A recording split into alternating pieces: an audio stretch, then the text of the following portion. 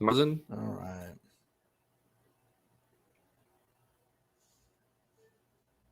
All right. Oh, is it party time? I see the little timer. Wait, are we live now? We are live. Yes, indeed. We did it. We did it. Yay. Live now? We are live. Oh, my phone just opened it. Oh my hello. God. We did it. We did it. Yay. Yeah, might want to mute that. No, I was trying to turn my sound off and it turned YouTube on. There we It's go. all good. It's My all phone's good. on mute now. Well, welcome everyone who is watching this to another episode of Chaz Does a Live Stream with Friends. So glad to Yay. have Ariel here from Reading and Whatnot and Karl from Geek on My Sleeve. And we are discussing all things Dune today. This will be a Dune spoiler.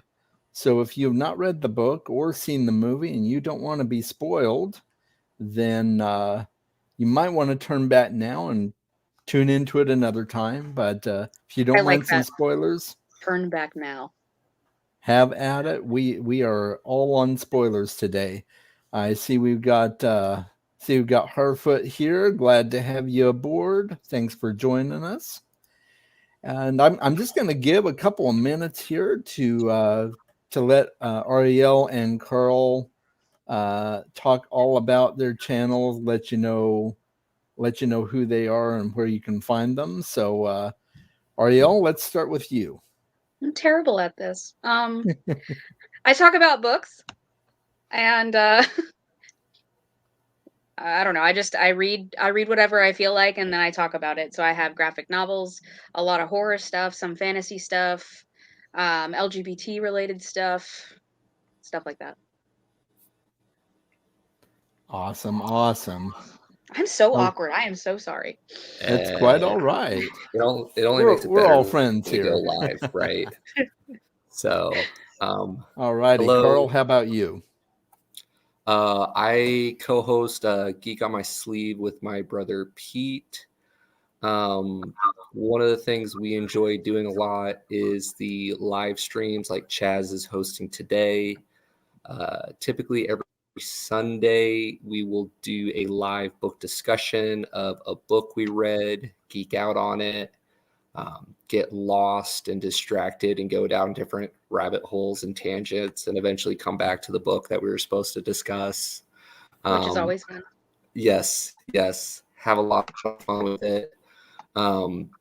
Lately, Peter's really locked on to the lit RPG genre. So that's kind of the space we've been playing in a lot. So I'm always excited when I can hang out with friends like Chaz and Ariel to talk about sci-fi and other books that aren't exclusively lit RPG because my tastes are a little bit more diverse.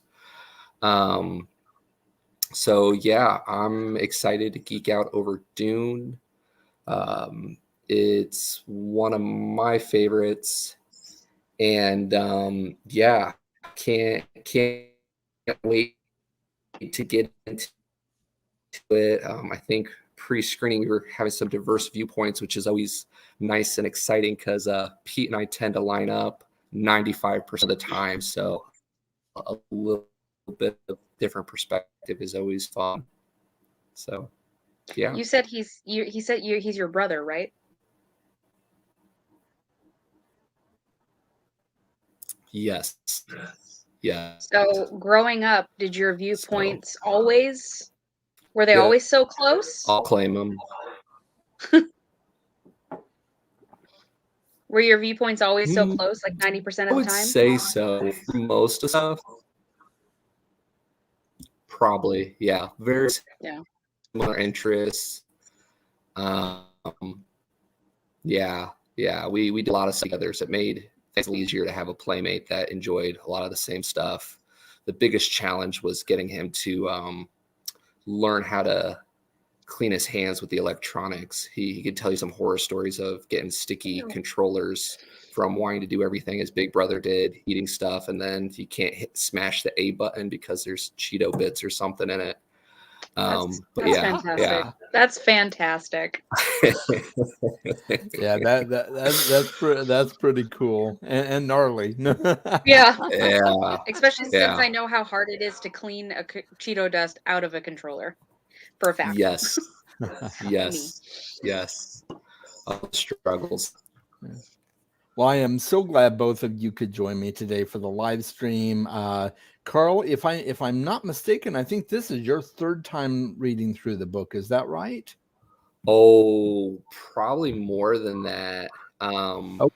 Third time recently, but Dune is one of those that because we listen to it on Audible and we do it at like 2-3x speed, I'll probably go back and re-listen to the series like every 6 months or so for the last couple years, at least the first couple. So you've read them all? All 8. The original 6 that was done by Frank Herbert, and then the last 2 that were done by his son. I forget who co-wrote it with him. Yeah, Kevin J. Anderson. Yeah. So I have some opinions on it, and I think we were talking about it before. I enjoy it because of just how influential it was for the series, and it's always fun. Yeah. And going back and just like, especially the more and more I've gotten into the genre, everybody likes to borrow ideas or steal concepts from each other. So it's kind of fun to go back after reading a couple other books and coming back and be like, oh, like I see some influences here or there. Oh yeah. And yeah. Not to go too far down the rabbit hole now, but it's definitely for me one of those books that like when I've read it over the last couple of years, it's kind of changed a bit. And my perspectives on it have changed a bit, like especially with just like the Atreides line and everything. How they seem like very much like the underdogs and just like all this charismatic leaders, et cetera, and then just yeah, I don't want to rant too much, but no, rant. That's what we're here.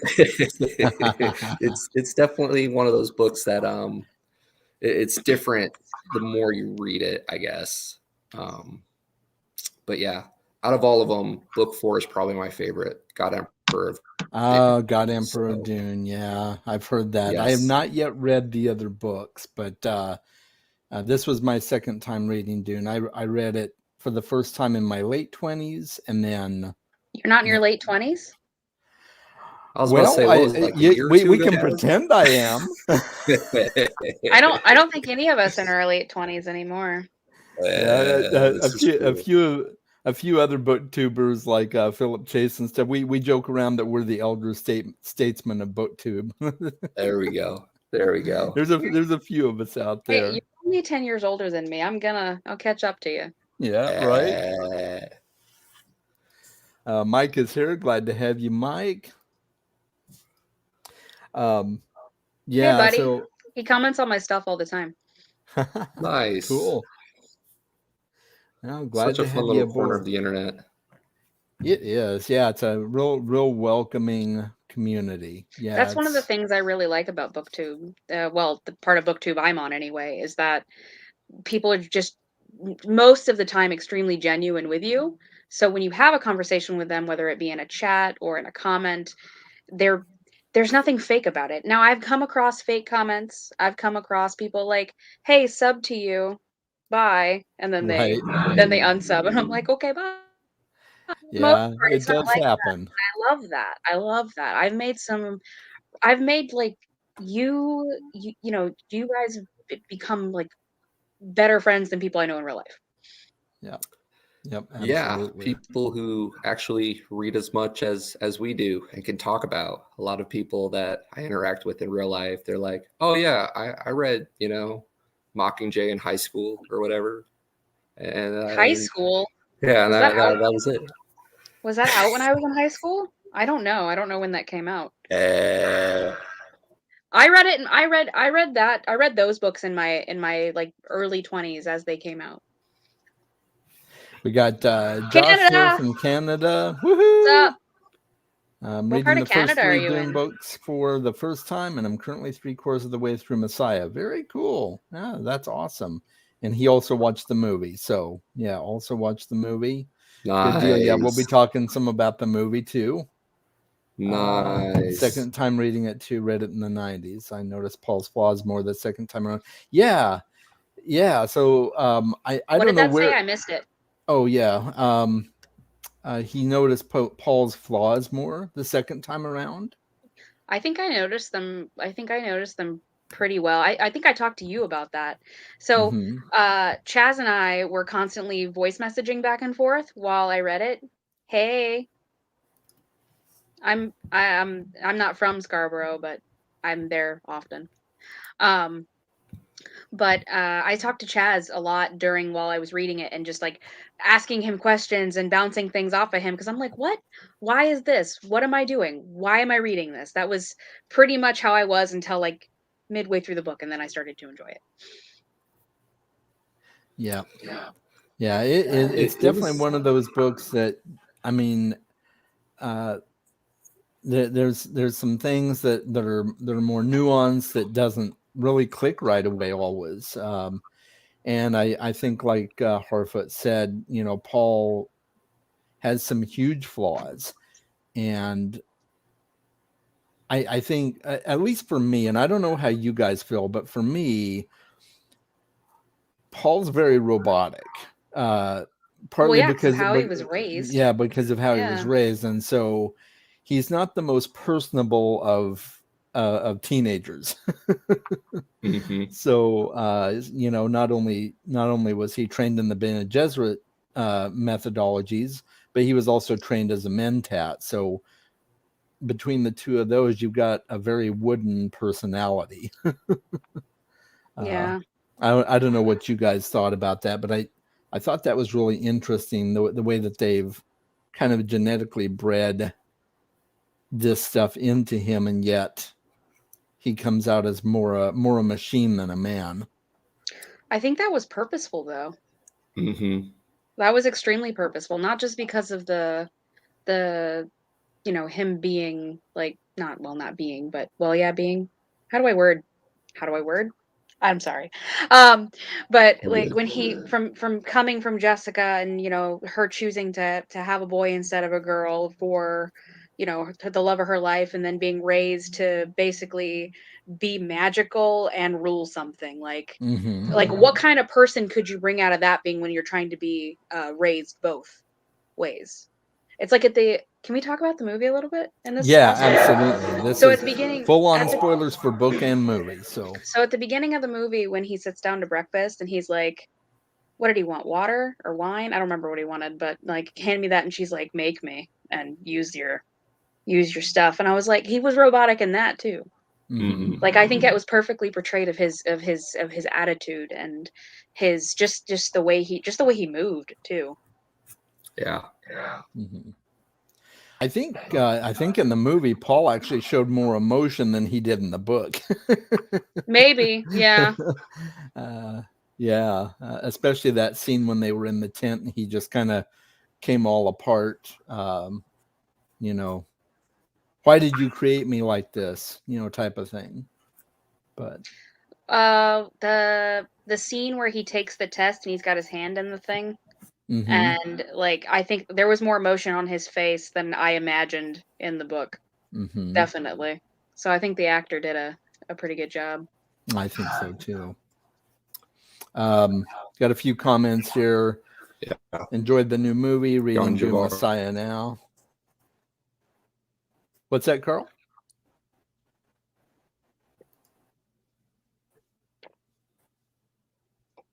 Did we lose him? Or the little box thing, but he's definitely very robotic like Paul Atreides, and some of the comments in chat, definitely not the easiest character to like. Right. Yeah, we've got one here from Josh saying kind of the same things, kind of an unlikable character. Yeah. Yeah. Who do you think the most likable character in the book is? From the first one, probably Gurney, which we didn't get a lot of screen time with him in the movie. Gurney Halleck. Yeah, I was gonna say Gurney too. He's probably the most well-rounded character of the Atreides force. Mm.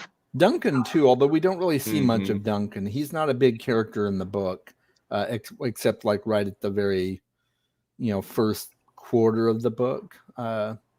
He got more screen time in the movie. Yeah. Yeah. He certainly did. I like Kynes. Kynes is my favorite.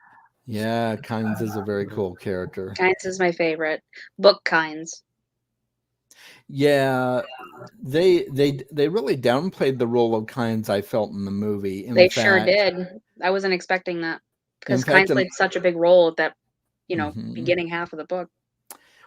And they didn't really go into the double agent motif for Kynes in the movie, which I was kind of disappointed in because that's a pretty big plot point in the book.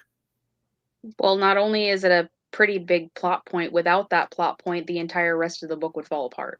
Right. So I felt like there wasn't enough justice to the book in that aspect.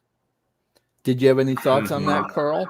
Did you notice that they kind of didn't even do the double agent thing? Yeah, I was talking to another booktuber, Carlos, about it, and he watched it with a group of friends that were kind of split, where like one of them was a super fan. He had read, and then the other two buddies hadn't read it at all, and actually apps. And I kind of have like mixed views on it as a fan, somebody who's probably listened to the books maybe a dozen times at this point. It is done well in a way where if you have the background and the lore, you kind of felt more in the movie, and they didn't quote waste a lot of screen time on it. But if you didn't have that background, you're just missing out on so much. You don't really get the depth, which is always hard to do with book to movie adaptations, because I think like the audiobook is maybe I don't even think it's like 20 hours, but still, you do that compared to a 2.5 hour movie, you can only do so much, even if it's part two. I think the audiobook is like 20 some odd hours. Hold on, I'm gonna check. There we go. Because that's how I read it. I tried reading it by myself a couple times, but I was like, I can't do this audiobook. Yeah. Mm-hmm. I think the audiobook works better for some than it does for others. You definitely miss a lot. Oh, it's only 16 hours and 49 minutes. It's the only way. Yeah, so it's not huge, but still, it's hard to get everything in there. But we definitely don't get the full backstory in the movie to like the reasoning of the betrayal, right? With Kynes, like he gets like a couple scenes. Right. I guess that in the movie that we get a little bit of explanation. I'm trying to remember, but not much. Yeah. It didn't seem like we got a whole lot there.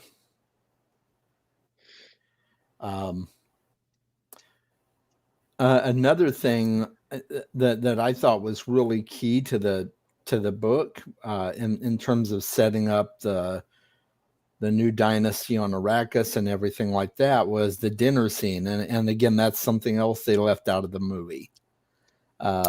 Yeah. The one with the water.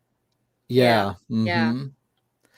Yeah. So, and that's a good point. So, in the book, we get this scene where, he comes in and he gives them the gift of his spit, right? But that's amazing, delicious, right?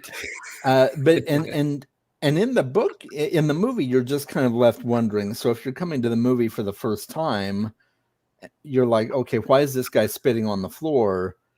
And then finally Duncan Idaho says, thank you for the gift of your water. But in the book, there's more exposition on that, like why they actually do it and how it's so precious. So I'm kind of hoping we'll get a director's cut. Well, it's like that part in the movie when Paul is taking a walk outside and that groundskeeper is putting water around the palm trees. Mhm. He's like, each of these trees take enough water for like 20 people. And I'm just like, and you're not going to explain why? That's how I felt, and that it just I feel like as somebody who's read the book, you need less explanation, but as somebody who's just watching the book, there should have been just a little bit. Like the spice wasn't really explained at all. Mm-hmm. So yeah, what you doing, Carl? Walking around, taking a stroll? Yeah, trying to get to a better Wi-Fi spot. Okay, The pig cool. would rather hear me than see me, right? I don't know. Your beard's good. We like it. Josh makes a really good point here. Wishing the movie had spent more time on the mysterious traitor aspect. Funny enough, reading through Dune the second time, I mean, of course, I remembered that they had suspected Jessica to possibly be the traitor, but I had forgotten how big a part that actually played in the book until rereading it, and it wasn't until like the last maybe quarter of the book where everything came to light, and she's like, and Paul convinced Gurney that she's not the traitor and everything like that. So I had forgotten how big a part that played in the book. And Josh is right. I think they may have done it because they really wanted to make Jessica a strong protagonist. So I think maybe that's why. I'm not sure, but I think the woman who played Jessica did it really. She was very strong. She was a very strong actor. Absolutely.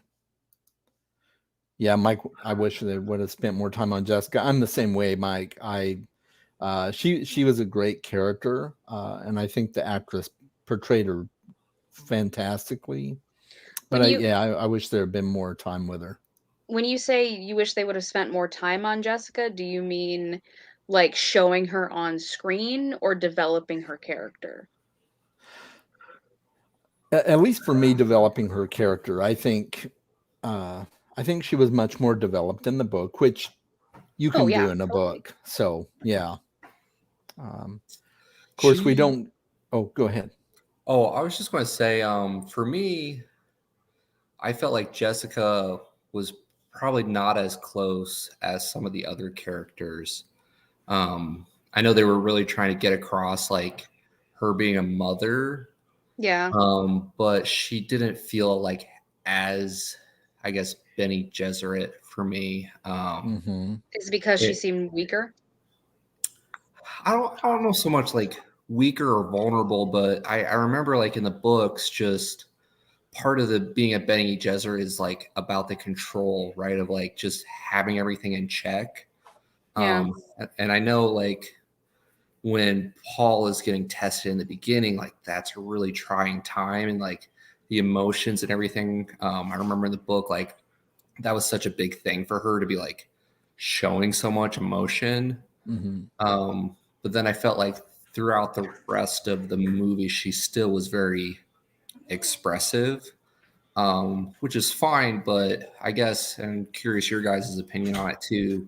In the book, she just felt so much more in control than where in the movie, not as much, I guess. Like, I know like when towards the end there, when they're out in the dunes, like it just seemed like Paul, like they were really trying to build up Paul and make her seem more of like a damsel in distress where she's not. Yeah. Oh yeah. I agree with you there. Yep. I can agree with that too. Harfoot makes a good comment here in the book. Paul kills the Fremen and has to care for his wife and kid. They didn't have that. However, That's true. However, Do you think that'll be that that's in the second part? That's in yeah, the next part. that's where the movie ended. So we don't really get to see anything about that because that's where the movie ends. So I think Yeah, we didn't get to see them suck the water out of his body either. No, right, exactly. Right. Because I wanted to see that. Let's just Yeah, and you could tell there at the end they were kind of heading that direction, but then it just ends. So maybe we'll see that in the second movie. I don't if know. they actually physically show the process, I'd be happy with that. Because Yeah. like I don't just want to imagine it, I want to see it. Okay. Yeah. Just saying. Yeah, exactly. That would be good.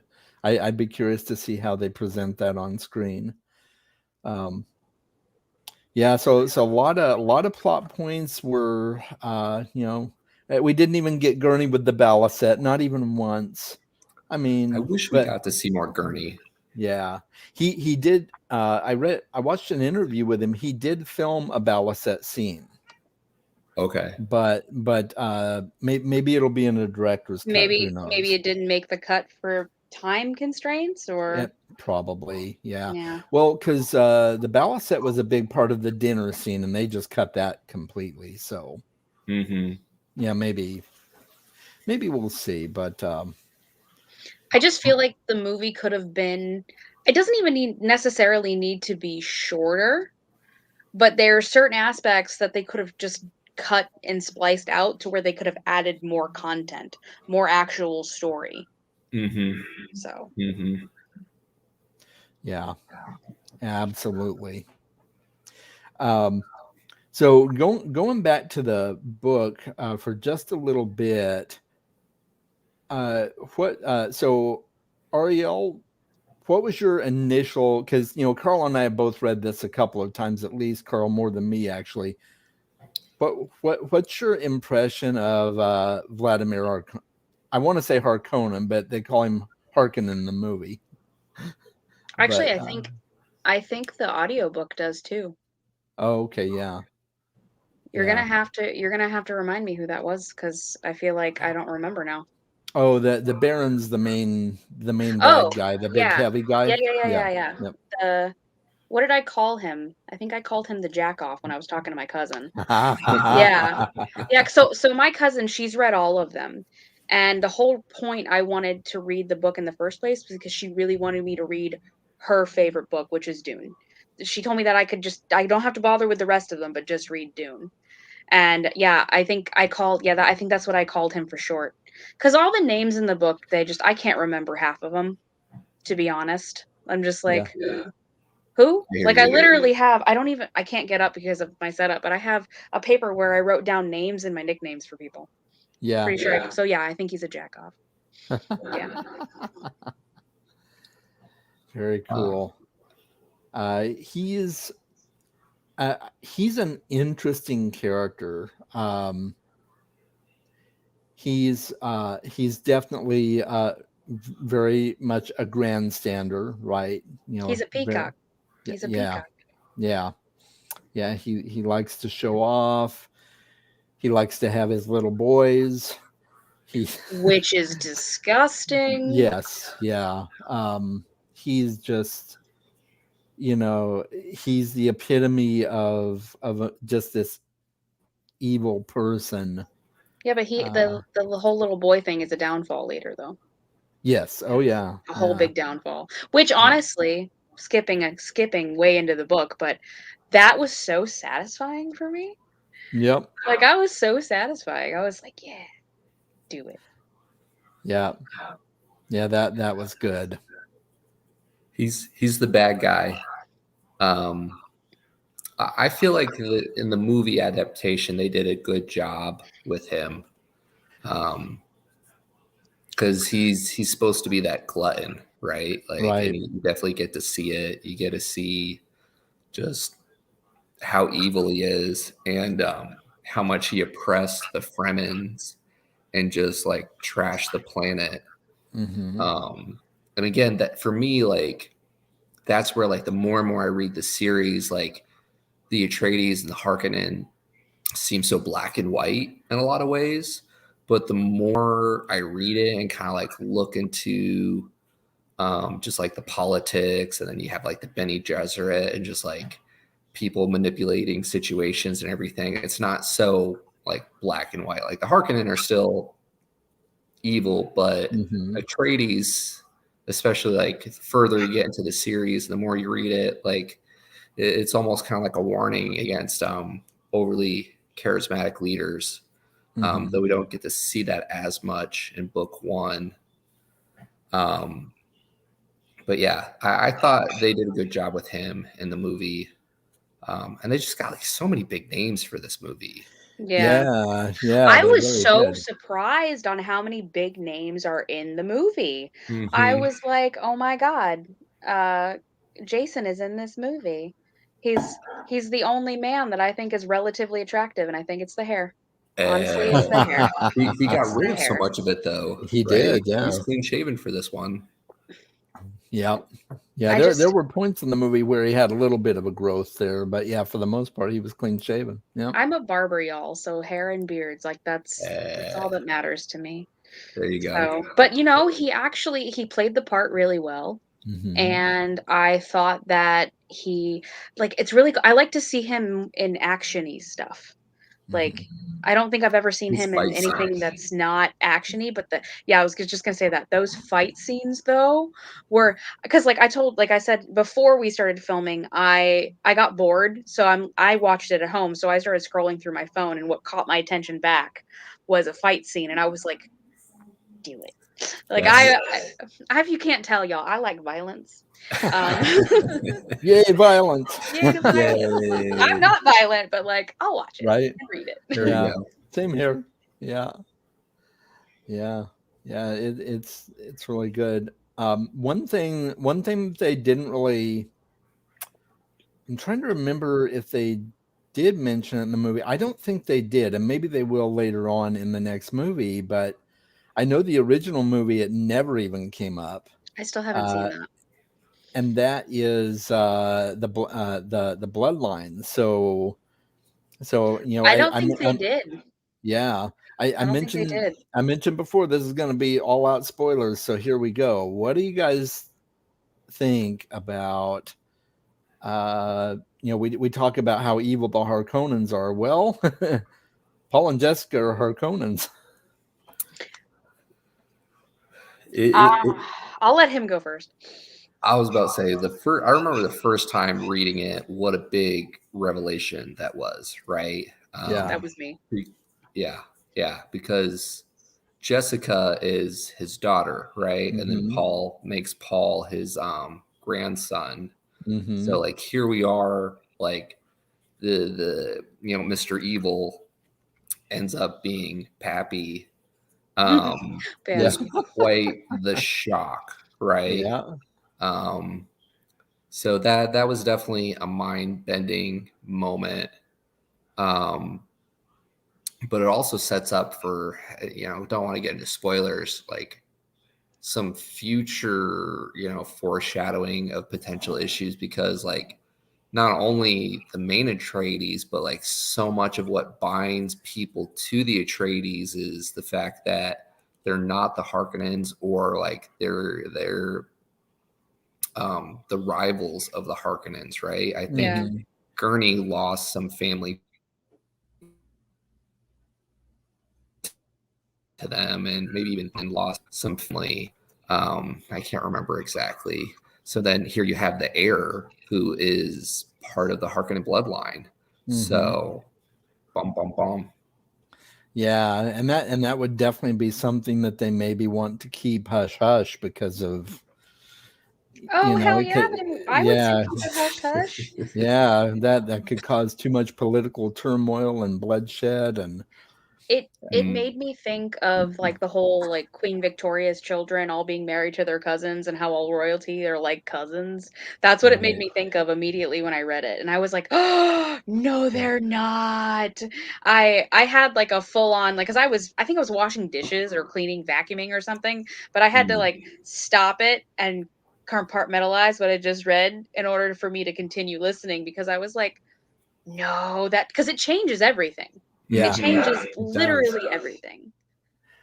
Yeah, well, and not only that too, you've got the Bene Gesserits, uh, making their plots within plots on the side to, Side plots. well, yeah, their side plots. So if one path doesn't work out for them, they can just set up Fade Rotha on the throne. The amount of like self-preservation in this book, like everyone's self-preservation, it felt like it almost felt like they were playing chess with each other. They just didn't all Oh know they were in yeah, the game. yeah. Like This it, was the original Game of Thrones. yeah, Mhm. No, but with spice. with spice, yeah. And speaking of the spice, Mike had commented earlier. What do you think of the spice? And I'm not sure. I mean, we could go a couple different directions with that. We could go with the movie or just the spice in general. I mean, obviously, Well, what do you think of the spice in the book and the spice in the movie? Like differently, or we'll just go with the movie. What do you think of the spice in the movie? it's it didn't really play a huge role. I mean, it was there, but it wasn't. I think we'll see it play a much huger role in the second movie. I don't know. What do you think, Carl? In the movie, they really highlight the economic value of it, Right. which is a big part of it. Mhm. The fact that so much of the galactic economy relies on it, and we get to hear a little bit about the medical properties, but not much where the book like spices everything. Yeah, Right. spice is life in the book. Yeah. Yeah. Yeah. So in that regards, like they definitely didn't do it justice. But I think you're right, Chaz, based off of what we know from reading book one and where we stop at the end of part one of the movie, they have to go deeper into it because Mhm. it's just so much of the series. Yeah, there's so much that is yet to be covered. The Water of Life, the Bile of Shai Hulud, and um, yeah, so much yet to explore with the spice, and to see the real psychedelic properties of the spice be played out. I mean, the only thing we really saw was um, that vision that Paul had of the potential future of himself being erected as the leader of a jihad, and he's got the blue within blue eyes, and he's Mm-hmm. standing up on that platform overseeing all of his troops.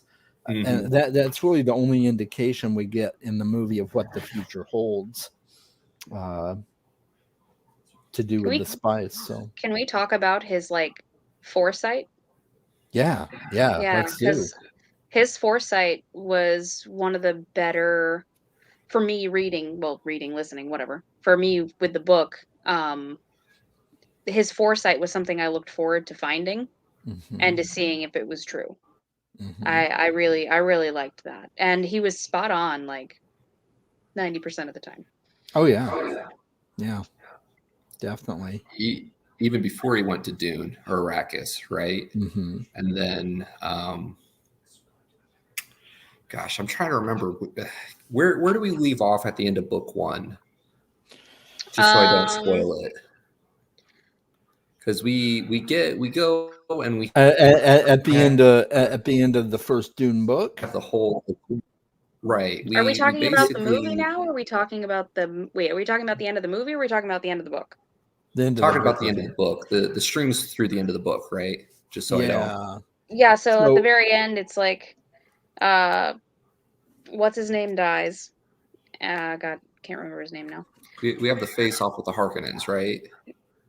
E- well, at the very end of the book, it's he uh, he uh, he basically gets betrothed to Irulan, and they have the whole thing of she will never have anything from me. She will not have a child from me. She won't have anything like that. And then concubines or what the future will call wives. That I sort of was thing. pissed off about that, FYI. Because I had a feeling during reading it that she was somehow related to Paul, and then when I found out that she's gonna live the rest of her life basically just writing down his escapades and having a loveless, like, marriage, like, Yeah. that was like I'm like, "That's some bullshit. That's some bullshit." I didn't like it. Bullshit. Yeah, we get some earlier excerpts from her in the book, right? Like at the beginning of the chapters from Yeah, Emma. at the beginning of almost every chapter, really. Yeah, she's the chronicler basically of kind of the history of Muad'Dib and yeah. I like that name. Yeah, it's a cool name, right? Yeah. Isn't it Yeah, like the Fremen Grumpy names in Mouse or general are something really like that? Yeah, exactly. Oh, and I just side note, I love the little mouse, the foreshadowing in the movie, the little mouse that they kept showing. Anyway, sorry. Yeah. So we'll have to get you a shirt with that on it. Right. Yeah, there we go. So we do get to learn a lot about the spice and just like how much it impacts Paul and just like his ability to kind of like see the different paths and potential futures in the first book. And we don't get to see that at all in the movie, right? Minus just his early insights, like his dreams that end up coming true. Right. Yeah. Yeah. And what I love and what really makes it interesting is the fact that the way he's been designed more or less with this particular gift that he has, not only can he see the future, but he can see all possible futures, or at least toward the end of the book. At the beginning, he can still kind of see some possible futures. But at the end, he's pretty much, I can see it all. I know all. And because now he's basically a god. Yeah, exactly. Yeah. So yeah, pretty interesting stuff. So I'm curious. Let's talk about the voice for a little bit. Bene Gesserit superpower. Yeah, the Bene Gesserit do what I want you to. Yeah. Yep, exactly. Yeah. I'm not about doing things without wanting to do things in general. So like I'm not about it. It is a really cool power to have though. I think it would be a cool power to have, but if it's something that you're not necessarily, I mean you're kind of born with it, but you also have to learn to use it / control it. I think that holds all kinds of mystery in it, because you could be like Jessica and just be like Mir, and then all of a sudden like runs to you. Like I love Jessica in the book. I love her in the book. Like she's great. Yeah, her and Kynes are my favorite. R.I.P. Kynes. Yeah. So I first read. Sorry, I was going to go down a different rabbit hole. The Voice. I thought it was an interesting concept, and I think the book does a decent job explaining it, right? Because I'm trying to remember, but like when Jessica's kind of explaining it, it's not just like a one size fits all, right? Like it's partially about like learning who you're kind of tapping into. Yeah, you have to find the right pitch for each individual. You have to pitch your voice just right, or it won't click. And it's different for everyone. Yeah. I was gonna say it's kind of like excuse me for being a typical tired person, but it's like coffee. You have to figure out how you take it. Yeah. So. Yeah. And the whole concept of the voice, and I think a little bit of what Frank Herbert was trying to do with the book is, again with the test early on, the Gondra are, are you an animal or are you a human, right? Both. And I think like with the voice, it kind of taps into that, I guess that like Oh, good primal point. animal manipulative piece where it's like there are certain levers with different people that you can push and pull to where they just react before their consciousness catches up. Mm-hmm. And I think we kind of see that with the voice a bit, and where it's harder to use the voice on people that are maybe more human or more aware, right? Where I think in the books, like the voice doesn't work as well on like other Bene Gesserit or Paul or people who have been trained to resist it. But if you can kind of tap into that animal instinct, like when people flinch or stuff, like Yeah. Yeah. It makes me think of the idea where, you have to think to grab something or think to step, but then they say that your brain anticipates what you're going to do before you even do it. So really, do we have freedom of choice in what we actually do? So that's when I was reading it, that's what I was thinking of. It's like you don't really have freedom of choice, but then that person is finding your niche and making sure you don't have freedom of choice. So I thought that was really interesting. I wouldn't want to be controlled by it, but like Right. Yeah. Well, and what I found especially interesting about it too, at the end, Paul is so powerful that he can almost use the voice on anyone. And that's freaky if you think about it. Paul being as powerful as he is at the end of the book. Because I haven't read have you guys both read the second book? I have not. Okay. Karl has. So when he was so powerful at the end of the book, I was like, well, if he's so powerful now, where the hell is the book gonna go from this point? Like, where would they go with this? Just make him an almighty god deity where he'll never die and rule over everything? That's where I was at the end. He's like, maybe. Yeah. no spoilers. I spoilers. I kind of know where it goes from the miniseries that Sci-Fi Network did, because they adapted Dune Messiah and Children of Dune in a miniseries as well. So I know where it goes theoretically. I don't know how close it is to the book, but I know won't read it, I know so. where it goes. So I'd be okay with being spoiled after the video if you'd like to tell me. That'd be great. Because I'm not gonna read it, so I just generally like. Karl, I'll let you send her a message because I don't want to know. Although I kind of know, but for you to get into this book, which I think we talked about this. It took me a couple times to read it the first time and finish it. Messiah for me was my least favorite, which is the second book. It's the shortest book, but then when you get into like 3 and 4, that's when things start to pick up. And like I said, the fourth one is my favorite in the series, but it's super heavy on philosophy and humanity and just goes deeper down that rabbit hole. But in a way, like you have to be in the mood for the series because it does kind of like challenge you to think a little bit about it, right? Like again with charismatic leaders and politics and the breeding and just like what makes us human versus animals, right?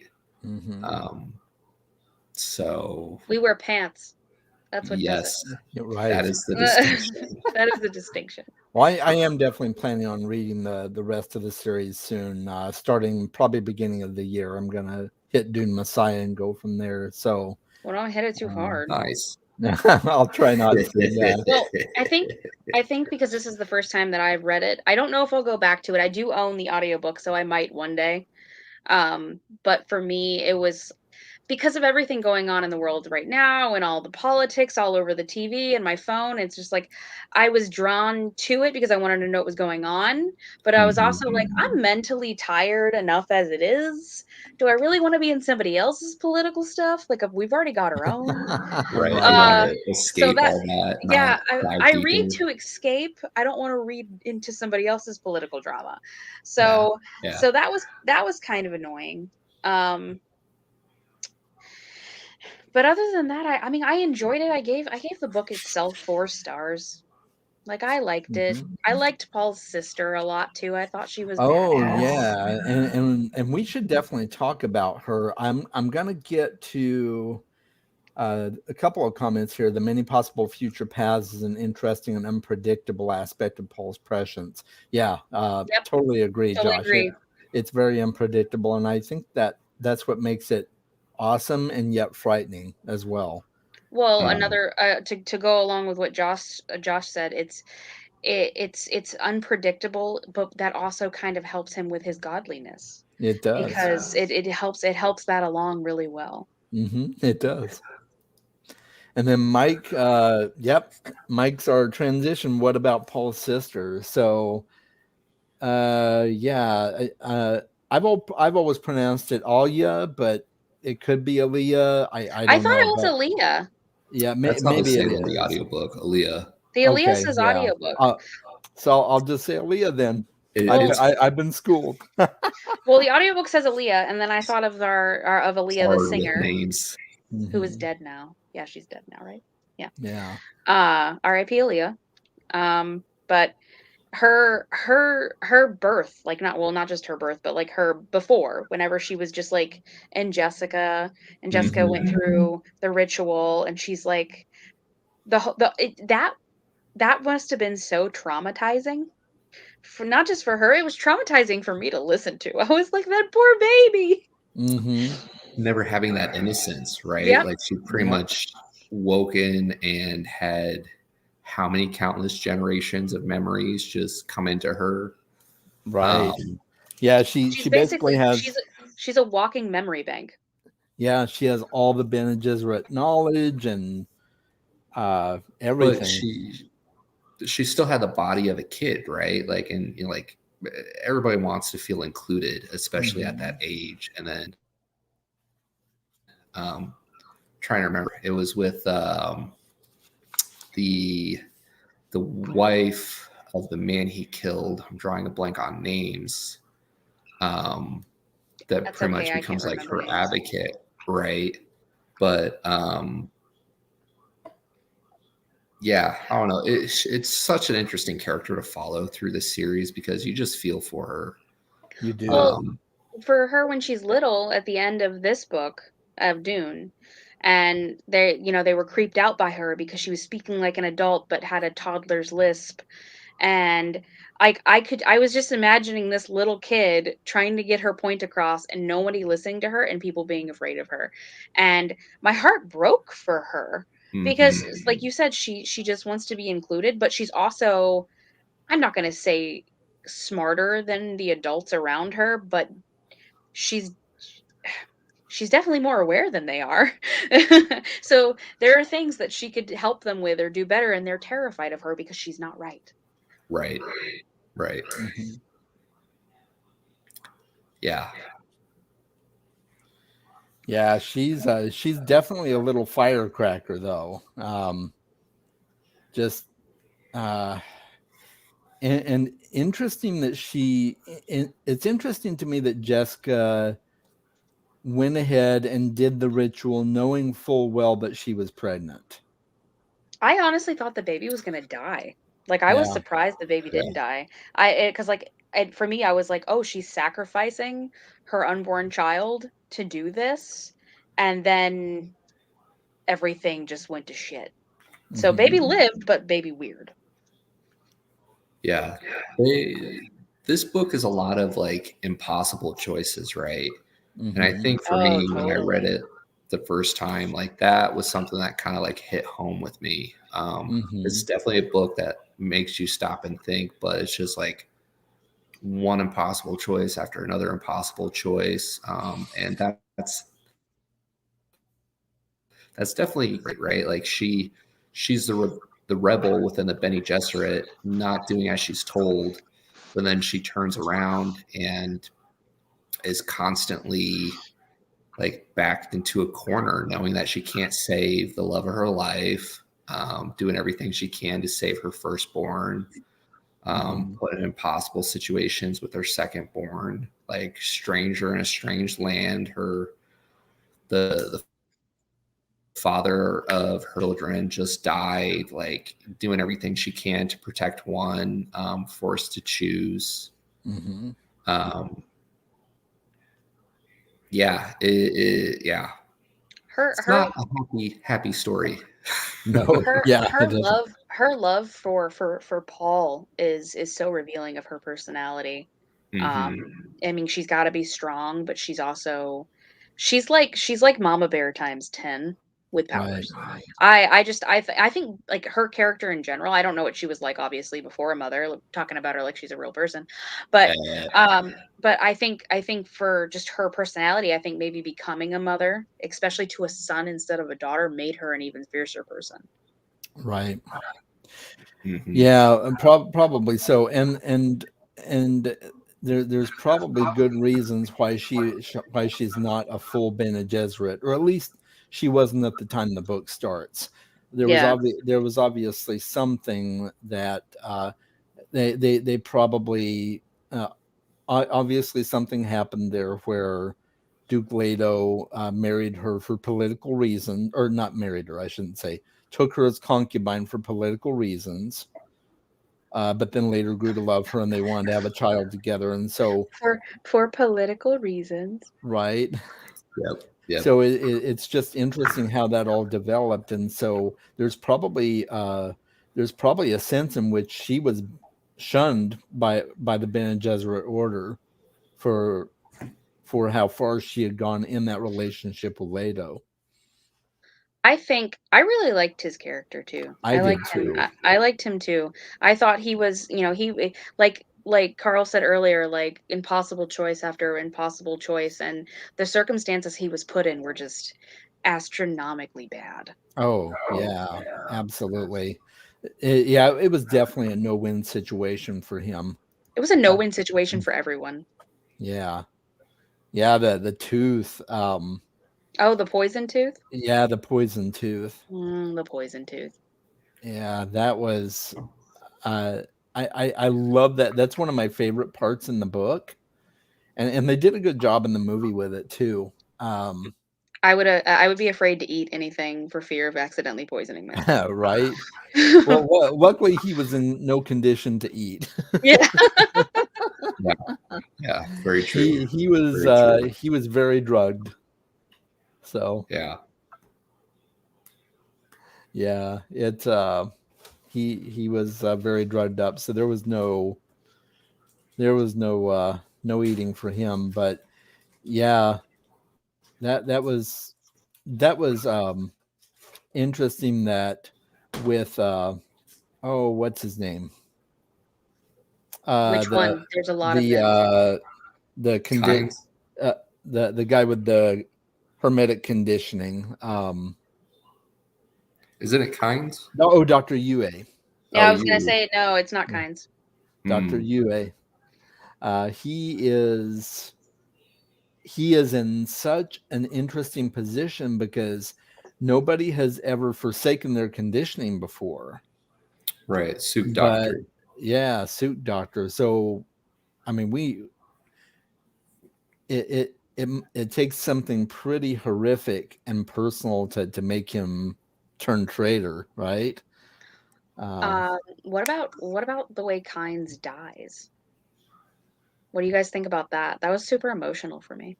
Oh yeah, yeah. She or he in the book. Yeah, she in the What? movie. Yeah. I actually like she in the movie. I thought that was pretty cool, but I did too. Yeah, I thought it was pretty cool, but I do think book Kynes is better. I do like book kinds better. There's more nuance to the character. We get a lot more backstory. And got to spend more time with them.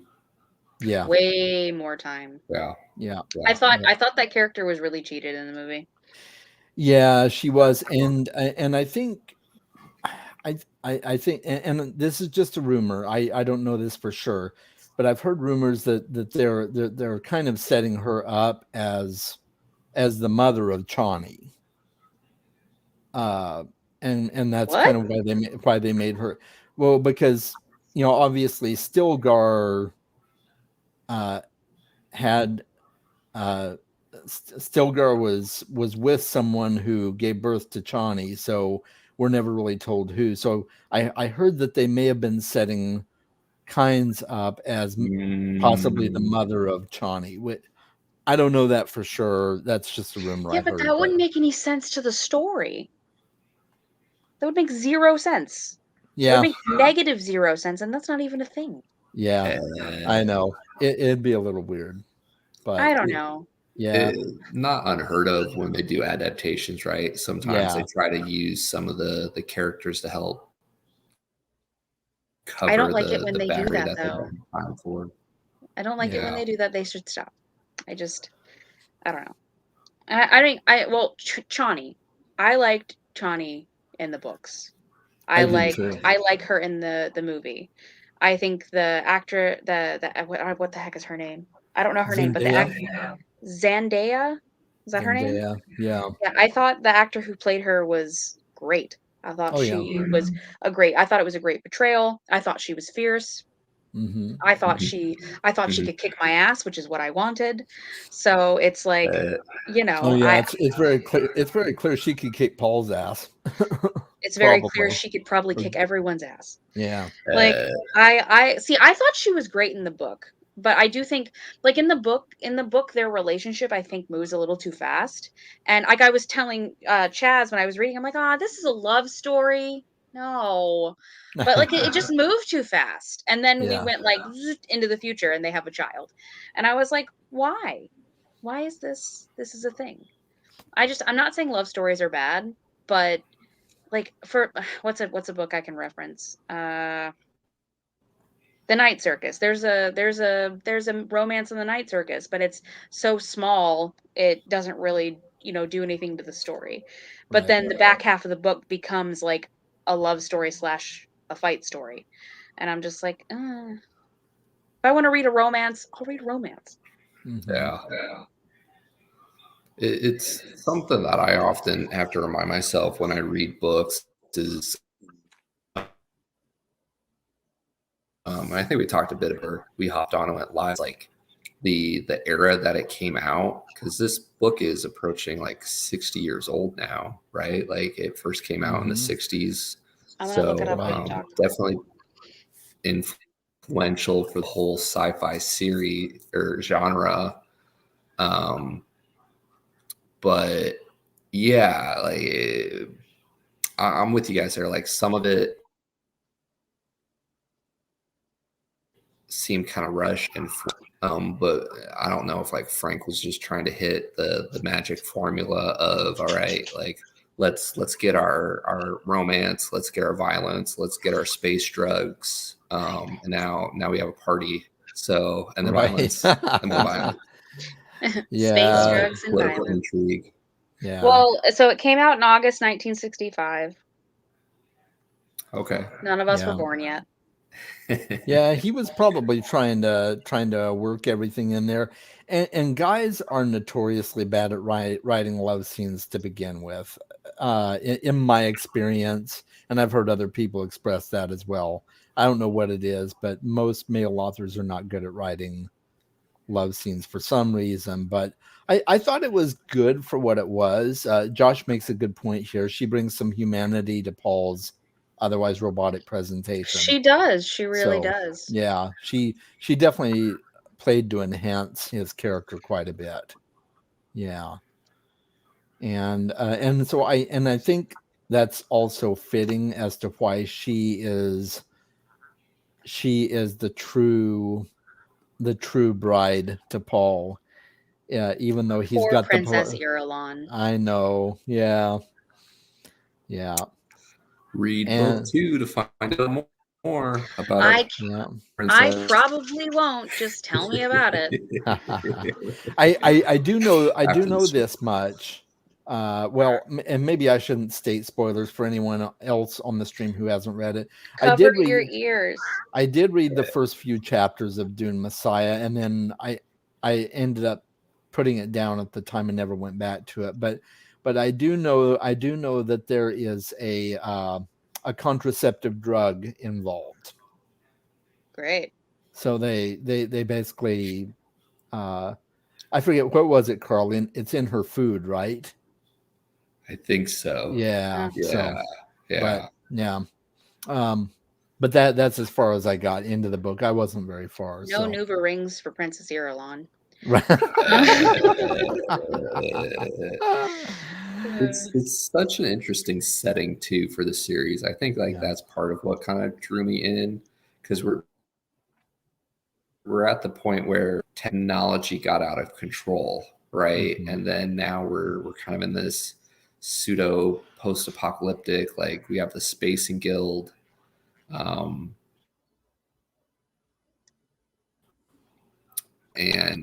have some technology, but we don't have some technology, and yeah.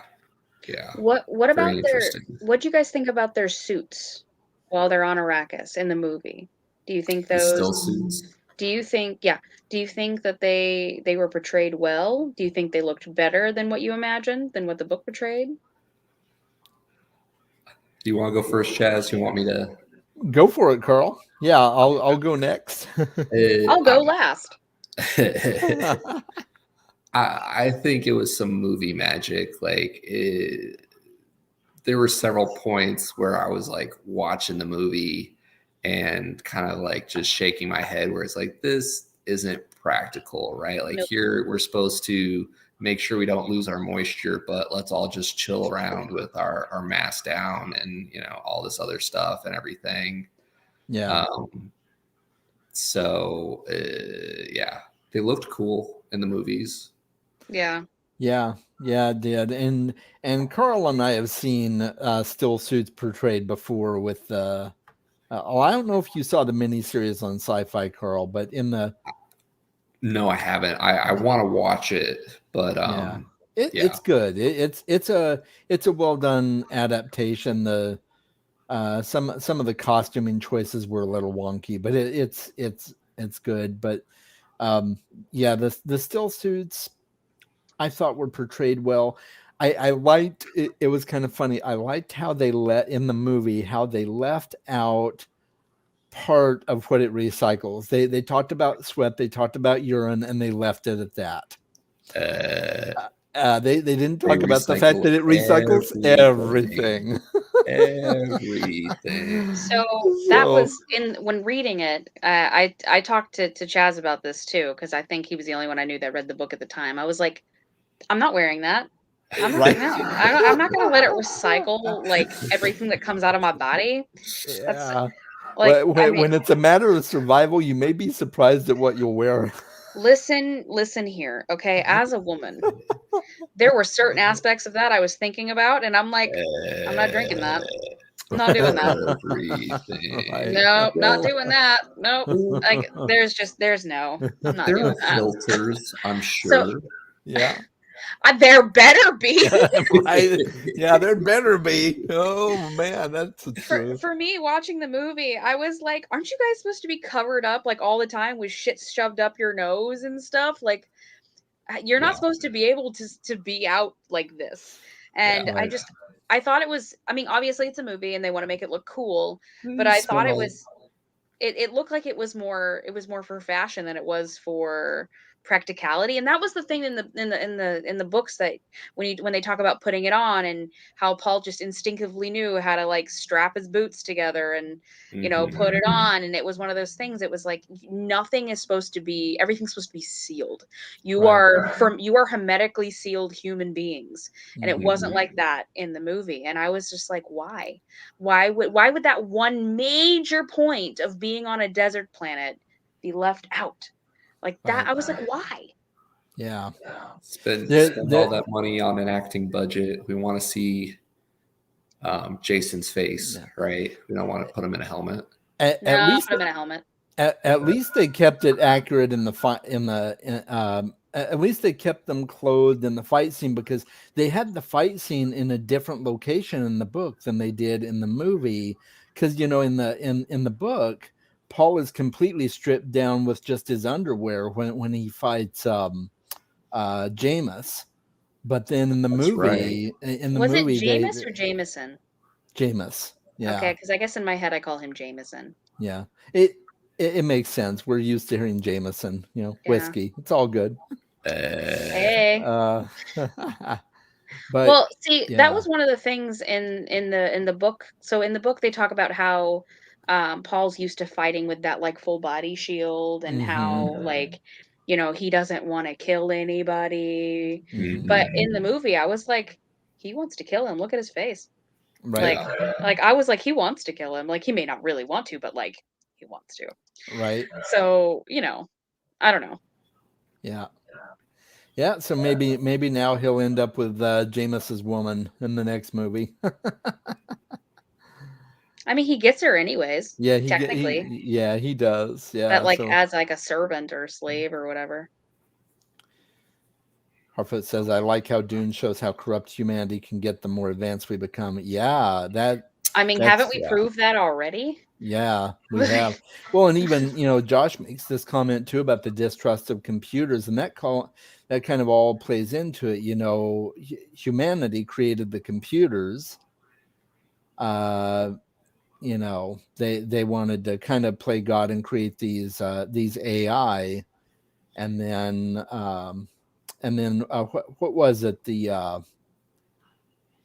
What was the name of that war, Carl, between the robots and the humans? It's in Dune's history. I forget what it is now, but Yeah. Is it the Butlerian Jihad, or is that what yeah, Paul that's it. does The afterwards? Butlerian Jihad. Yeah, I think that's the one. Yeah. Where they pretty much eradicate all the thinking computers and It's that's now, that's the reason we have the Spacing Guild, is because they don't have robots to do it anymore. So yeah. I mean, to be Why? honest, any thought of like any sort of AI now, I don't like. It freaks me out. yeah, I'm just like, no, I'm good. yeah. I'll Common trope for a reason, and why rely on machines when we can just take worm drugs and map out the shortest path? I mean, yeah, Exactly. worm drugs. Buy yours Yeah. today. Everyone in Dune has fallen so much, even the good guys. Yep, that's totally true. Power it's corrupts. yeah, Yeah, it's something I can appreciate about this series, because I've read so many that it's just like the white knights are always the white knights, and evil is always evil. But in this Mhm. book, we get to see that like it's humanity and power and corruption and just yeah. but if you look at it It- that way, then that means the book is basically portraying all humanity as evil. Right. Which, I mean, you could make the argument. you really Yeah, could you can. on a Yeah. daily basis on the internet. Harfoot says, "I hope they also mention Old Earth," and that's the thing. I know that in the later books in the series, it does talk about the existence of Earth. I don't know if the movies will get that far. I think it really depends. I know Denis Villeneuve only plans to get as far as Dune Messiah, if it gets that far. I know he wants to do Dune Messiah. I don't know if he plans to go further than that, and I don't know where Old Earth shows up because I haven't read that far. So, but yeah, that would be kind of cool. It's definitely mentioned later in the series, but I forget the exact details. But Dune takes place just so far in the future from quote unquote old Earth, because we've managed to scatter to the stars and nearly destroy ourselves with machines. And Doctor Who says that later. I'm just saying. Right? Yeah, we gotta have a Doctor Who crossover with Dune. Huh? There we We go. could. I mean, honestly, it's there. Yeah, you could if Earth is there, you could do it. You can do it. So yeah, the abolition of the machines is also the reason we have computer-like humans. Yeah, mentats. Yeah. Yeah. Okay, it's in Messiah. Okay, well that's good to know. So if the movies only go as far as the second book, what would be the point? What would be the Hey, point? Carlos. Hi. What would be the point of even making the movies? What's that again, Ariel? Sorry. I said if the movies are only going to go as far as book 2, Mm-hmm. What would be the point of making more than just one more movie? Yeah, I think a lot will depend on the studio. Um, I don't know how well it did at the box office. I know that a lot of people now have like the HBO yeah. Max. Like I watched it on that, but I don't Well, know how Yeah. well it did. it did well enough for them to greenlight part 2. So I'm just gonna look it up. Yeah. Uh, I mean, Google is not always your friend, but in this case, if I had to guess why they'll probably stop there is just look at the cover of God Emperor of Dune and then just think about that being a whole movie of looking at right. that. And you know, yeah. Yeah. on At the very least, they need to change that cover a little bit. You know that. Dune box office the first week worldwide, it made $87.5 million. Not record breaking, but not bad for a That's worldwide. pandemic. That's not just the U.S. Yeah, and part of it too, they were also going on HBO Max numbers this time around. So $40 million Yeah. domestically. yeah, for the rest of their movies, they're doing a 45-day window in the theater before streaming services. Good point, Carlos. Honestly, I'm announced surprised it came out. I'm surprised it came out on HBO Max right away. Because like the day it came out was the day that I watched it or started watching it. I stopped watching it because I They got announced it I think at the peak of the pandemic that they were going to do the streaming service Right. at the same time. So Yeah. after several delays of when it was supposed to launch, right? Like, Yeah. didn't they initially push it back like 6 months or something like that? Yeah. Oh, I have no idea. But yeah, Carl's right about God Emperor of Dune. We need that character to not look so much like a phallic symbol. Yeah. I mean, to be honest, I mean, this there's whole probably book, something there. Yeah. this whole book is just one giant phallic symbol. You can tell a man who really loved his penis wrote it. Oh, I'm just saying. Several kilometers long. Yes. With scales. With scales. Oh man. And magic drugs. Magic. Despite much That's on Magic YouTube for all time. Magic scaly penis drugs. Sorry, Chaz. We will That- keep it PG for That's okay.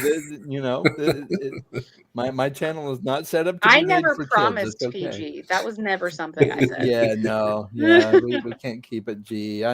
I'm good with R. We'll probably stop there. You know, Is there something beyond ROX? Yeah, okay. yeah. We definitely won't go there.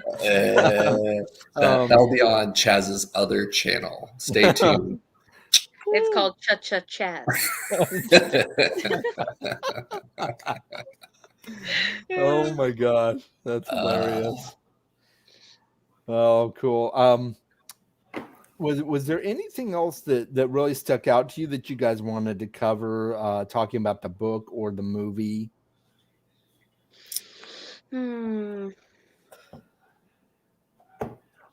Shameless plug. I think we had Chaz on our channel a couple months ago, talking about Dune. So we go pretty deep there, and eventually we want to do a geek out for book 4. Might wait for Chaz to get caught up there, but Ooh, I like that yeah. idea. There's your incentive to Yeah. read more books, Chaz. My incentive, yes, indeed. There's so much. I don't know if there's anything specific we really missed. Oh my I God. still, yeah, there you go. He does. It's called Cha-Cha-Chaz. Look him up. He's expensive though, so just make sure you pay. It's the beard. It's the beard. It's the beard, right? Yeah. So so yeah, back to book 4 on your channel. Yeah. Right. Eventually. I still stand by it's a great book to read. You definitely have to be in the mood, but it's just been so influential in the series. I mean, like, just look at all the other franchises that have borrowed from it. Like, if nothing else, it's a must read for that reason. I mean, you'll never look at Tatooine it the same way again, right? Oh yeah. Let alone everything else.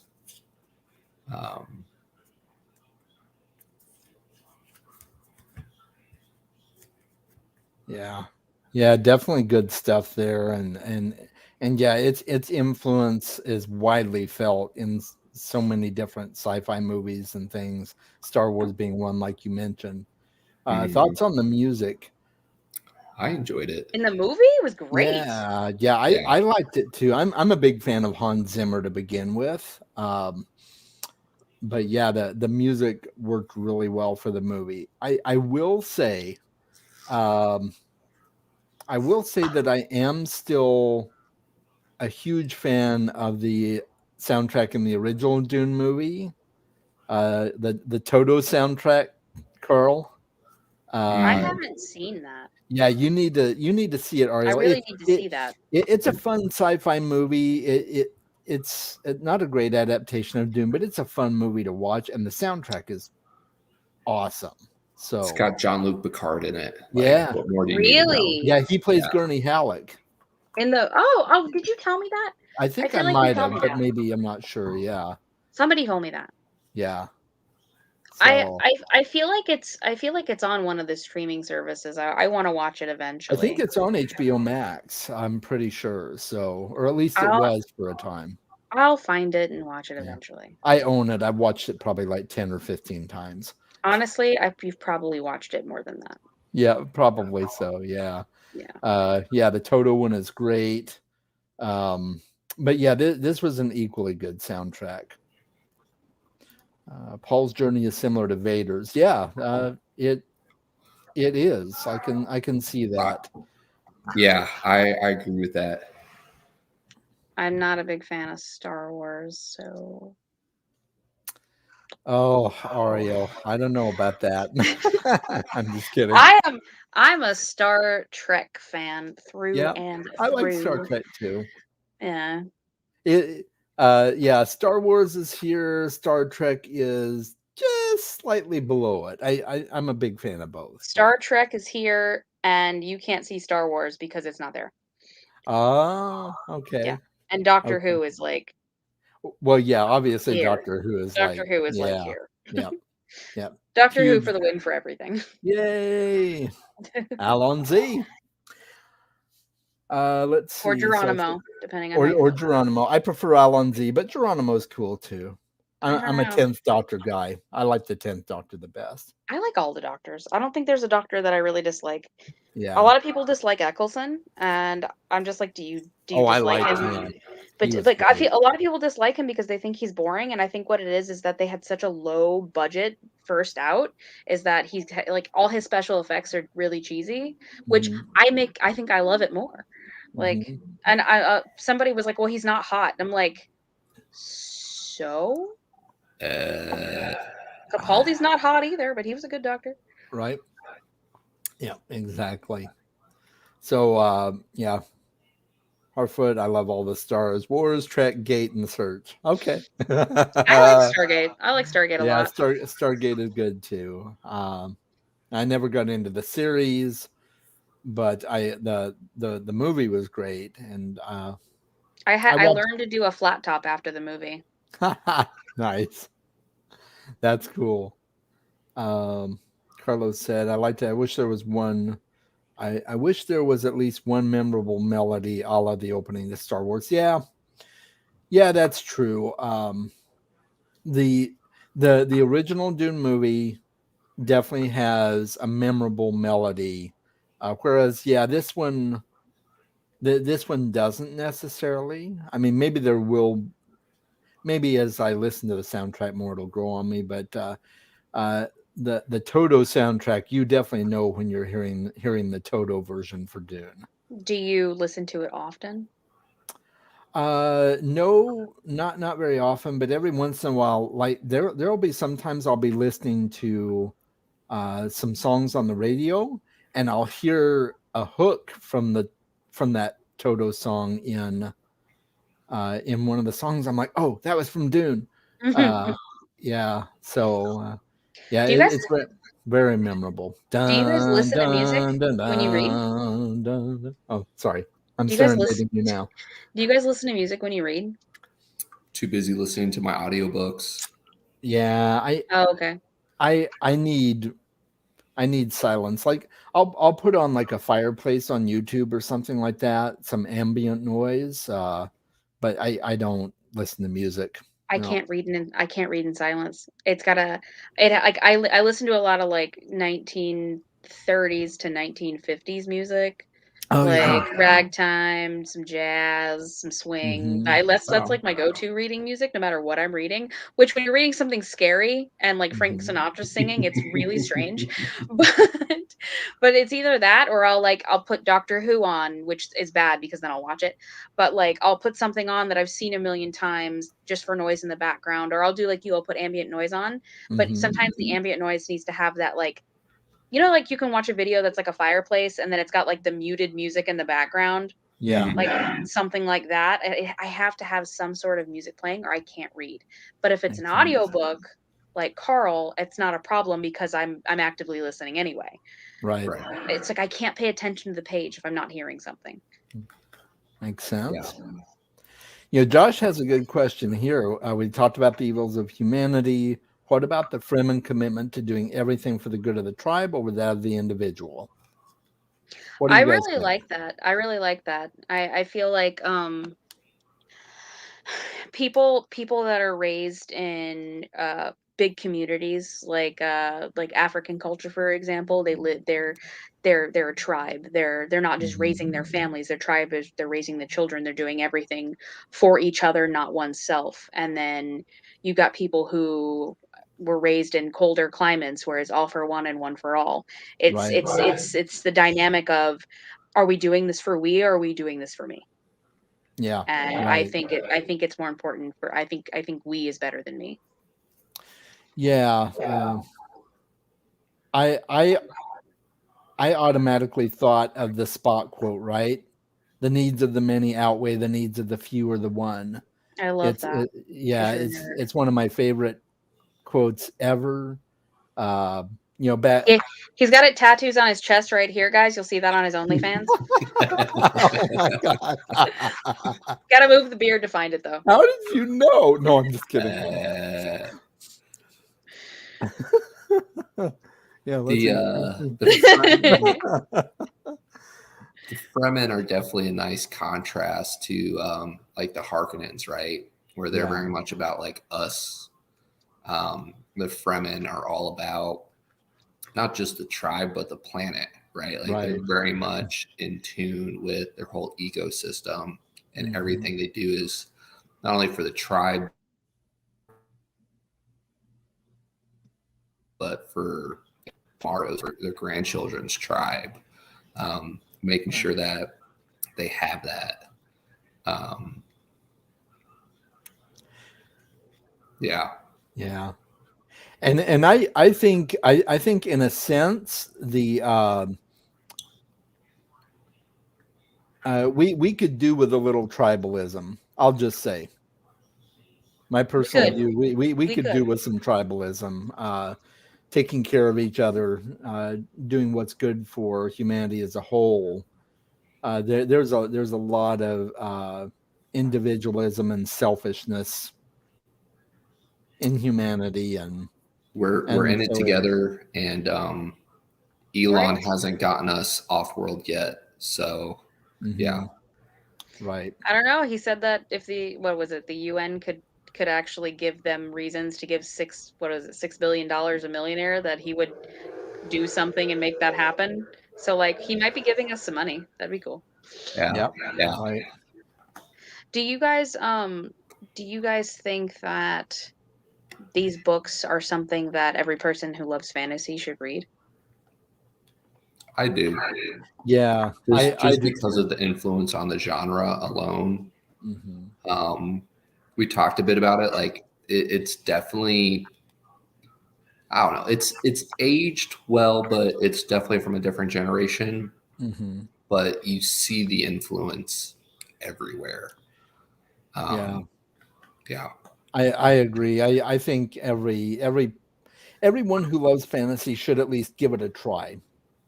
Not saying that it's going to be for everyone, but they should at least give it a try. I've always said that Dune is sci-fantasy. I mean, granted, it's more sci-fi than it is fantasy, but it's definitely got a lot of fantasy style elements to it. The world building is much more influenced by fantasy than science fiction, I think. Especially science fiction of that era was not heavily fleshed out. I mean, look at Carl and I recently read Foundation together. I mean, there's hardly any world building at all, and that's just kind of the way old sci-fi was. So I think this is a good blend of sci fantasy. That's always been my personal opinion. So. For me, with this book, I went into it wanting to read it because originally my cousin wanted me to read her favorite book, and then you and I were going to read it together, and then more people jumped on, and everybody was reading it together. So I was like, I need to push through this. I've got to do it. I think once I got to like chapter, like, I don't know, 6, 7, maybe 8, I was like, all right, it's not so bad.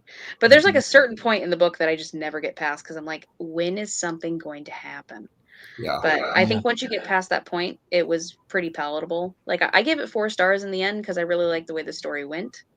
If you guys care about star ratings at all, so I know some people don't, but it was problematic in a lot of ways. To today's standards, then too, but things people didn't really talk about or vocalize their opinion on.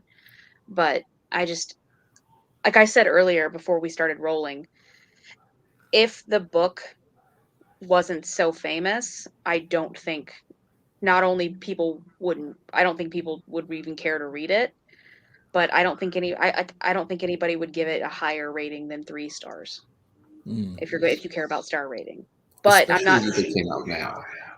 Yeah, no. If it came out now, people would think it was trash, guaranteed. Yeah. They would think it was trash. But like I said earlier, there's people out there that I'm sure I'm not going to say that this is everyone, but there's people out there that say, "Oh, I love the book," but can't really tell you why other than they're regurgitating something they read on Goodreads or something someone else said or a blurb or something like that. One of the reasons, so just to take the challenge that I enjoy it is as a huge audiobook avid reader fan, et cetera, with all its flaws, it was one of the first books for me that I read that did the perspective of like the omnipresence narrator so well. I agree Like with for that. me, like it like we hear early on, like, oh, I'm going to, kill these people. And it's like, wait, what? Like, there's no foreshadowing. There's none of this. Nope. It's like, let me tell you how I'm going to do it, and like even in the last 2 books of the series, when his son takes over, he has to switch it up because like he just can't replicate that. And there's very few authors that I've seen that can do that omnipresence narration so well that Frank Herbert did. Yeah. Yeah, he did do it well, and with the internal monologues and everything like that. Yeah, it's just it's hard to do that. So here's Carlos's hot take: isn't sci-fi just fantasy in space and future? Yeah, Yeah. yeah, you could say that. Yeah. In most cases, yeah. I don't know. I read a couple short stories that were basically like sci-fi, but like steampunk sci-fi, but not in space, but it was like underground. And I was like, I like this. This is good. Yeah.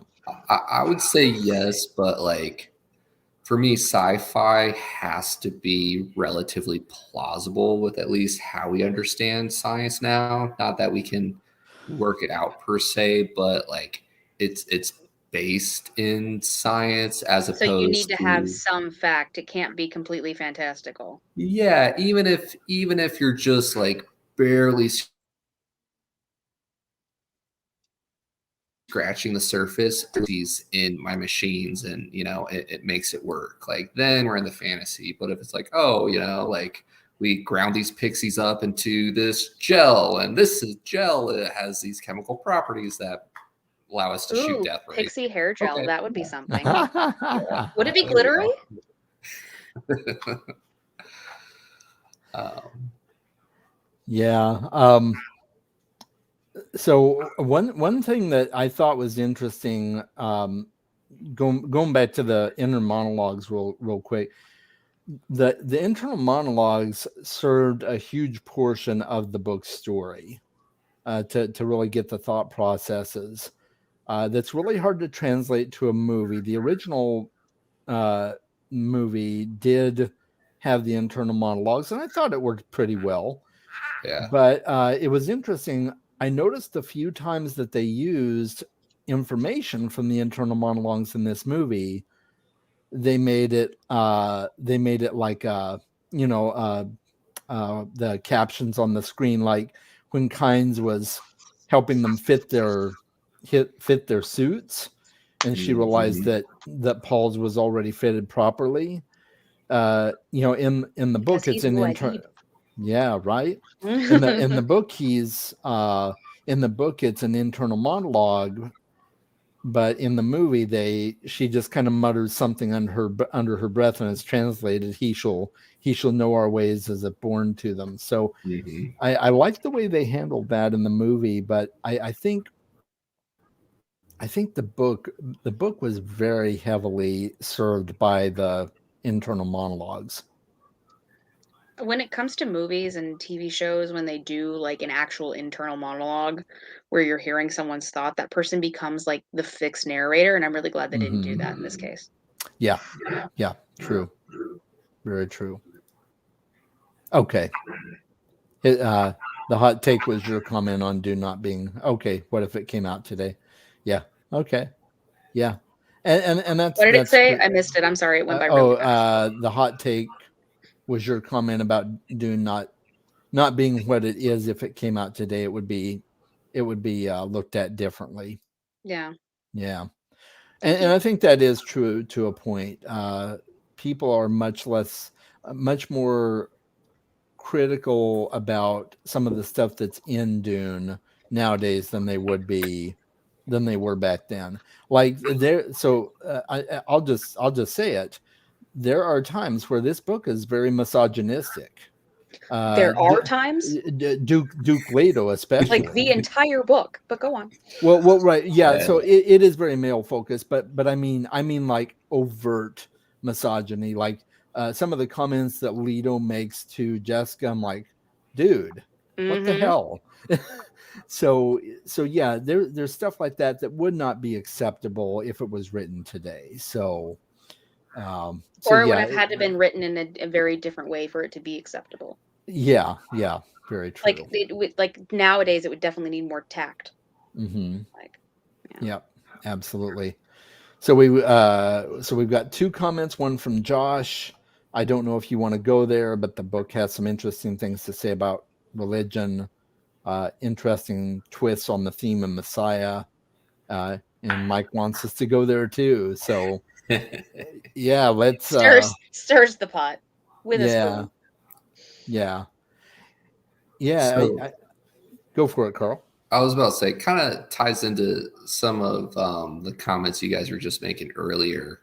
I feel that regardless of people's viewpoints, that's one of the things that I enjoy about books is it can open up some of a dialogue about those things. And even when it's a perspective that we don't agree with, instead of rushing to cancel it, it's important to open up that dialogue and kind of like challenge some of the perspectives on it. And for me, in a lot of ways, like that's one of the things that I enjoy about Dune, and that I keep coming back to it, is like challenging and looking at it from those different perspectives and lenses, and just like what else is going on in the world, what else is going on in my life, and kind of like going through this with, you know, in the whole overarching series, both religion, politics, you know, the lines with royalty. We get to kind of see that in, you know, this sci-fi fantasy realm, but also draws a lot of, you know, correlation or whatever to our own history of just like how scary and impactful charismatic leaders can be, religions can be, governments can be, you know, these radical ideas that people can just, you know, all rally behind under one banner and, you know, throw themselves at a shield wall for. Cult. And it's a cult. Sorry. Yeah. So it's one of the things that I enjoy about Dune, and you know, this is just book one, following the impact of the Atreides on Arrakis.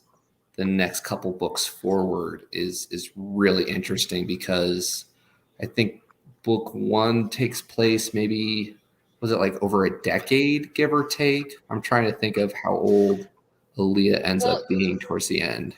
Well, she's still just she's a like girl she's at the little. She's like end. 2 at the end of the book. Is she that little? Okay, so maybe like half a decade. Yeah, probably right around there. But Paul at that point he was 15 at the beginning of the book, wasn't he? Yeah, and then he was about probably 18 by the end of it. So yeah. There is a little bit of a time jump there. Well, see, the time jump, when the time jump happened, I was like, is this a time jump or is he high? Like, I was so freaking confused. It's both. Well, it is really both, because I was about to say, like, I don't think he ever came down. After landing on Arrakis. It brings a whole nother meaning to that saying, add a little spice. So yes. Yeah. He's definitely in a perpetual state of fever dream, I think, after taking the water of life. There was another booktuber who did a video. I don't want to say her name just in case she doesn't want to be involved, but she made a video about the movie and things she didn't like about it. And one of the things she didn't like about it was the movie had a very diverse group of characters of shapes and size and ethnicities, but all the people who die in the movie are all not white. Is that something that you guys noticed? That wasn't something that I initially noticed, but when she said that, I was like, yeah, you're right.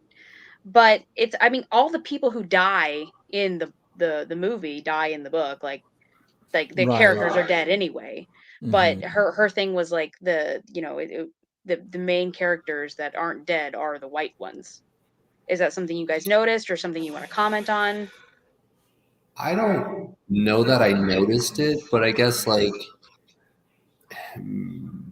take this as you will, but like in my mind, I guess, like, I didn't necessarily see the Fremen and the Atreides and everything like one skin tone or the other. It could just be like my lack of imagination in my mind. I just think of the Fremen being Fremen, and then, you know, the Atreides being Atreides. But Leto Atreides does die. Does he count as? In the book, he doesn't, he looks more Hispanic than anything. Like he looks of some sort of Hispanic origin. Well, he's kind of, and they don't really go into it in book one that much, but I believe in the later books, from what I've understood, he's kind of more of a Greek descent, like many thousands of generations, of course, but kind of that. All of the royal line are all of the royal line, are more of a like a quasi Greek descent, if I remember right. I'd have to go. I watched some videos on Quinn's ideas. He's the authority on Dune, and Oh, there's an authority. So, oh shit. Yeah. I would not like to meet the authorities. Go watch Quinn's ideas. I think I sent you one of his videos, Ariel. We'll do it again, just in Yeah. case. Okay. Sounds good. But he's good, and I think he talks a little bit about the historical line of Duke Leto, but that's neither here nor there. But I didn't really like in the movie. I mean, I did notice like that. Obviously, Jameis was dark skinned. The Fremen in general are meant to be more olive or more Middle Eastern type, I think, and so they're going to have a darker skin tone. I would think they would be Although more like it's they more of would an be more pale because they're hidden from the sun all the time, don't you think? maybe. I I don't feel know. like Yeah. I feel like it should be the opposite. The people who live on a planet where they can go outside would be darker, and the people that can't go outside during the day would be like ghosts, like me right now. Yeah. That's true. If they're doing it right with their still suits, they would be covered all the time. Yeah. Well, they don't do it right in the movie. I don't think they would lose. I don't think they would lose their base skin tone though. Yeah, but over generations of not being able to Well, go outside in the yeah, you make sun, a good they point. would be like you would see their veins and all the water running through it because they recycle it. Yeah, true. I'm not over it. I'm not over it. Yeah, you're true. The melanin would definitely kind of filter out of the bloodline at some point. I see where you're going. Yeah. Yeah. I don't really think that she Quinn meant it has so some great much. videos. I don't really think she meant it so much as like the story wise. I think she meant it more of like a Hollywood thing. But it was just something I found really interesting. So I thought I'd bring it up. Yeah. Well, yeah, Yeah. and there's people on all sides of it. There were fans that were furious over the casting of a black woman for Leah Kynes, and I thought it was a fantastic choice. I thought it loved was it, fantastic but too. there was a huge uproar in the fan community about casting the casting for Kynes in general. Not only the fact that she was a woman, but that she was a black woman. A lot of people got really upset about that, and it's like, why? People get mad over the stupidest things, man. Yeah, yeah. Well, see, I heard, and I mean, I don't know because I don't know Frank Herbert or anything about him. But I heard that when he originally wrote the book, the character of Kynes was actually supposed to be a woman, and they told him that the only people that are going to read these books are men. So you already have a strong female character. Let it go. And I was like, shit, if that's true, that sucks. That does suck. I hadn't heard that. 60 years ago, though. 60 years ago. Oh yeah, close. Yeah. Yeah. I'm Yeah. just like 60 years ago. Yeah. But it's like, but see, that's the thing that if they really did say that, that brings me back to if certain parts of this book happened now, it would be bad and nobody would want to read it. There would be people that wouldn't read this book off principle just because of certain things in this book. If it came out now, but it's considered a classic, yeah. It's considered a classic, yeah. It is, yeah. I've heard him referred to as one of the fathers of sci-fi, just because so many people, so many even current modern authors like credit this series to getting them into the genre. And on top of that, just the whole industry has changed, even just over the last 10 years, right? With self-publishing. Before, like you'd have to go to like 10, 5 different publishing groups. And if they say change this or we're not publishing you, you're not getting published. Where now you just go and self-publish, right? Pay a fee. We got a published author in the group. We can ask him. Yep. Yeah. It's easy to put your book up there. Yeah. Way too easy, because you see a lot of stuff out there that you're like, okay, that got published, but but then there's what did you guys ever read this The Long Way to a Small Angry Planet by Becky Chambers? It's on my list. I haven't yet though. No. So tell me more. It's called the Wayfarer series. I've only read the first 2, but it's basically like space, different races of different different races from all over the galaxy, I guess, living together in like kind of like uh, an alliance. And then there's one little ship that literally punches black holes to move things about. Well, there's several of these, but we're only talking about one. And there's like a whole diverse cast of characters on this ship. And they're in this time, it certain aspects of this with the technology, not so much the space travel from that book, but it actually there were certain parts of it that reminded me of it. And Yeah. I actually think the long way to the small ugh, the long way to a small angry planet by Becky Chambers. I think she self-published that first one.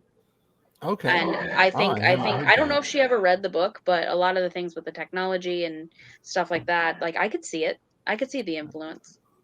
Yeah. That book is way hella more progressive than this one, but Right. The super progressive book probably wouldn't have gotten published back in those days if they oh were hell no. That's making very him true. change his casting of individuals. Carlos has got a couple of comments here. Paul's dad was a perfect casting. I agree with that. totally agree. I agree with that. Yeah, Oscar Isaac was fantastic. Wasn't the first version of the book more focused on the ecology? I'm not sure. I honestly No haven't idea. heard. Carl, do you know? I've heard as much, though I can't say yay or nay. We definitely dive a little bit deeper into the ecology side of things as the series moves on. So I wouldn't be surprised, because again, I think a lot of times when you're getting published, you get a little bit more say after you sell your first couple thousand books with big publishers. A little bit more freedom to do that type of stuff, but definitely book 3 and 4, they go a lot deeper into the ecology. Yeah. Okay. Makes sense. I've seen Dune referred to as the most popular science fiction book ever published. Yep. I have seen the I'm gonna same. Google that It's right now. definitely my favorite science fiction book of all time. Granted, I have not read a ton of sci-fi. I've read some, but I haven't read a lot. But from what I've read, Dune is definitely my favorite. So It's a lot of fun. yeah, Foundation is a good story, but it's not Dune. No. Yeah, it's not Dune. Well, we are getting close to 6:30 here. I'm going to go ahead and wrap this up. If you guys have any thoughts, anything you want to touch on, I have a Discord. Carl has a Discord. Ariel, I don't know if you have a Discord. I'm on Discord, but like Yeah. honestly, I forget it exists all the time. Right. But So according to this, the most popular science fiction novel ever written and sold is 1984. Oh, well, And that's that makes not sense just too. in the US, that's actually worldwide. And the one behind that is the Frankenstein? Is that science fiction? Okay. And then after that kind it's of. Dune. Yeah. After that, Yeah, so Dune is actually Frankenstein would third. be sci-fi. Yeah. Oh, cool. But again, that's just one random place on the internet. It could be completely wrong. Yeah, that's true. Yeah. But yeah, hit us up on Discord. Ariel, go ahead and kind of give us a little preview if you have anything upcoming that you want to shout out on your channel. I have a video coming out next week, I think on Tuesday, about the Dollhouse Family. It's a graphic novel by Dark Horse Comics. It's a horror graphic novel. Nice. So that'll be fun. Okay. Nice. Cool. Carl, what about you? So, every Sunday might change this month just because this month is nuts for Peter and myself. We do our stream tomorrow. We're talking about book 4 of Life in Exile. It's a lit RPG series that I think Peter recommended to you, Chaz, as being a good gateway into the genre. Mm-hmm. It essentially, those of you who are gamers, it's a common fantasy to be wondering, hey, you know, what would we do if we got trapped in video game? How would we live? Isn't that basically But Sword Art Online? pretty much, Sword Art Online is a good comparison to like lit RPG genre. Okay. It's like the most common trope. For Life in Exile, it's essentially a whole family gets trapped in the equivalent to Sword Art Online. And just like Sword Art Online, there's no respawns. So you follow this husband and wife and their 3 kids as they go to Aloria. And book 4 focuses more on the kids in Aloria. And it's a lot of fun. Some of the game mechanics that can be a bit overwhelming for people who had time.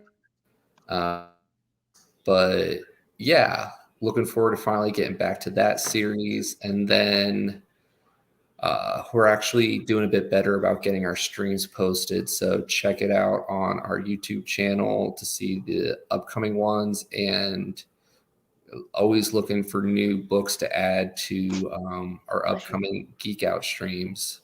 So keep throwing the suggestions our way. Discord comments. Cool. Thanks. Yeah, Hartfoot says, great discussion. I subbed to all your channels. Looking forward to more Povember. Haha. Yeah. Yeah. Thank you. Thank you. And Carlos says, according to Christopher Rocchio, his time at Bane Dune, Andy Weir, Ender's Game, yeah. Yep, absolutely. Yeah, those are big ones too. I loved Ender's Game, but just the first book. The other ones were meh.